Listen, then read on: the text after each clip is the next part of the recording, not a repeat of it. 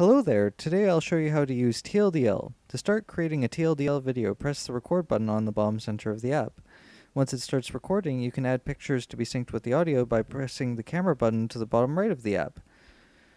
Once you're in the camera, you can take pictures as you would normally for whatever you think would be important to be added to the video. These images will be synced to the audio based off when they were taken in audio. Once you're done, you can return to TLDL by pressing the back button. Once you're back to TLDL's main screen, TLDL shows a preview of the last image taken. It's important to mention that TLDL will continue recording until you tell it to stop. This means that you can use other apps or turn off your phone's screen while TLDL runs in the background. It's also important to mention that TLDL can add pictures to the video from other camera apps, not just through the camera button in the TLDL app. For example, I can use my phone's camera app and TLDL will still detect it. If you want, you can try other camera apps to see which work. Also, notice how I took this picture in landscape. TLDL adds pictures to the TLDL video based off of their orientation. In portrait pictures, black bars will be added to maintain the 16:9 aspect ratio.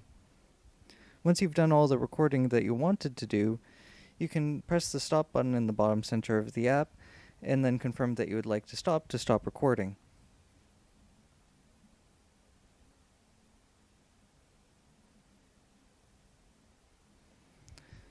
After it is stopped, TLDL will generate the video. The time that this takes varies, but a 2-hour recording at 1080p will approximately take 5 to 10 minutes.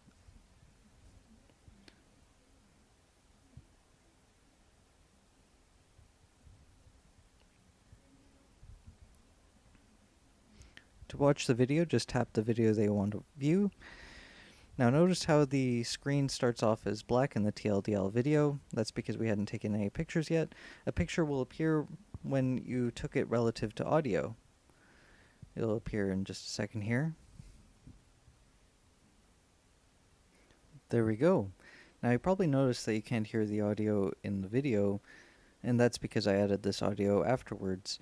But normally you would see the picture synchronized with the audio of what was being said at the time. Also, another important thing I'd like to draw your attention to is that this file is 6.3 megabytes, which is a lot smaller than a conventional video of the same size, which would probably be about 180 megabytes. Now, if you wanted to share this video, you can press the 3 vertical bars to the right, and you have an option to delete or share.